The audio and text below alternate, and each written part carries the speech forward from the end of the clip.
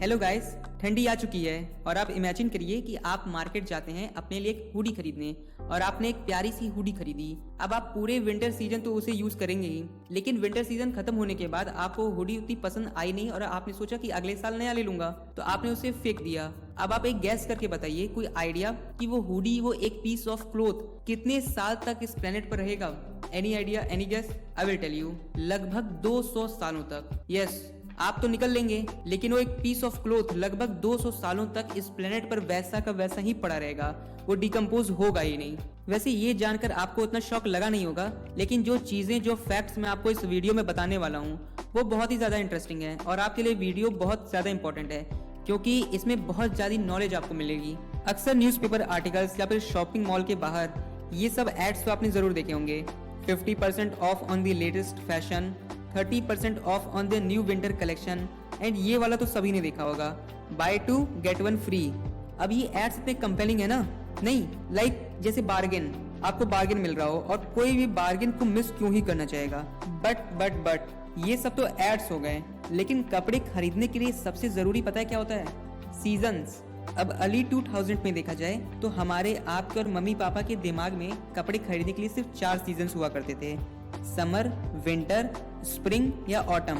लेकिन बड़े international fashion brand से आ जाने के बाद, जैसे कि ज़ारा, H&M, इन्होंने इस आइडिया को पूरी तरह से रबिश कहा। उनका मानना ये था कि कोई भी स्टाइल 3 से 4 महीनों के लिए क्यों होती है, ये बिल्कुल ही बकवास है। तो इन्होंने इस चीज को चेंज करके कुछ हफ्तों का कर दिया।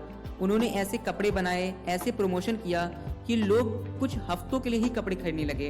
अब जैसे कि मैं आपको बताऊं, ज़ारा के आप कपड़े खरीदें, उसे 3 से 4 बार वॉश करिए, वो कपड़े फिर पहनने लायक रहेंगे ही नहीं, क्योंकि ज़ारा ऐसे कपड़े बनाता ही है कि वो कुछ ही वॉश के बाद खराब हो जाएं और आप फिर स्टोर पे जा करके नए क्लोथ्स लें। अब इसकी वजह से 4 सीजन्स जो थे वो चेंज होके हो गए 52 micro seasons per year, and fashion brands can pay their bottom line by selling more apparel each year.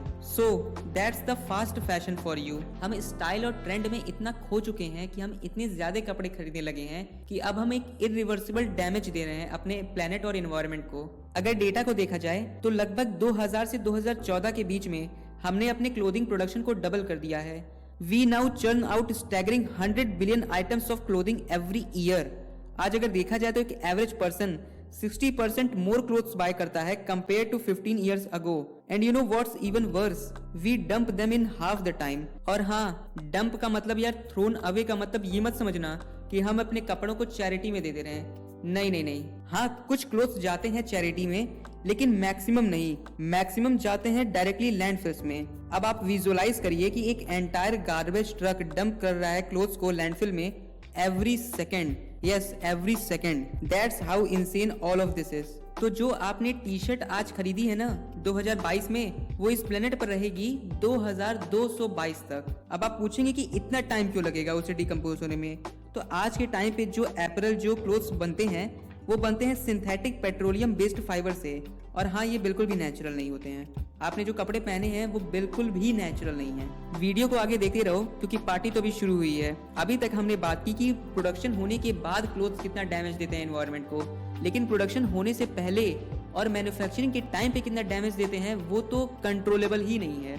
10% of the global CO2 emissions come from the fashion industry. अब ये 10% कितना होता है, किससे कंपेयर करें, कैसे पता चलेगा ज्यादा है कि कम है? तो आपको एक एग्जांपल देता हूँ। दुनिया भर में जितनी इंटरनेशनल फ्लाइट्स चलती हैं एंड मैरीटाइम शिपिंग होती है, दोनों को कंबाइन कर देना, उससे भी ज्यादा एमिशन होता है CO2 का फैशन इंडस्ट्री से।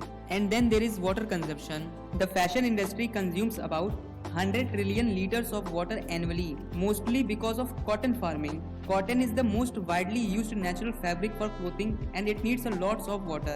Higher demand for apparel also means we are using excess fertilizers to keep up with demand. So as is, cotton thirsts more water, which means we are depleting fresh and groundwater resources along with the contaminating soil quality by bombarding them with fertilizers. For context, that cotton t-shirt you were wearing needed 2700 liters of water. जो T shirt पहन के आप अभी ये video देख रहे हैं, उसे बनाने में लगभग 2700 लीटर ऑफ वाटर खर्च हुआ है। और जो जीन्स भी आपने पहनी है, उसे भी बनाने में लगभग 3800 लीटर ऑफ वाटर खर्च हुआ है। अब इन दोनों अमाउंट को अगर मिलाए ना, तो ये पूरा लीटर्स ऑफ वाटर आप 3 साल में पीते हैं। अब कॉटन तो फैक्ट्री में आ गए, अब उसकी फैब्रिक्स बनानी पड़ेंगी, उसे डाई करना पड़ेगा, इन सब को करने में जो पानी खर्च होता है वो होता है वेस्ट वाटर, और फैशन इंडस्ट्री लगभग दुनिया का 20% वेस्ट वाटर जनरेट करती है। Waste water that contains phenol and heavy metals like copper, mercury and chromium. This polluted water seeps into streams and ground water which we then use to irrigate crops. This contaminates the food and we fall sick in sometimes. अगर एक summary में बताऊं तो fashion industry responsible है 3 planetary crisis के लिए, that is climate change, pollution and biodiversity loss. अब आपका क्वेश्चन होगा कि इतनी सारी प्रॉब्लम्स तो बता दी, ऐसा कोई सॉल्यूशन है, कोई सॉल्यूशन लाया जा रहा है?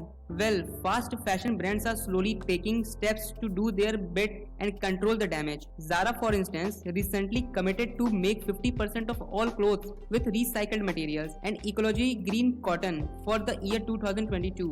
And H&M is encouraging its customer to bring back unwanted clothes so they can recycle them. और solution तो हम खुद भी हैं।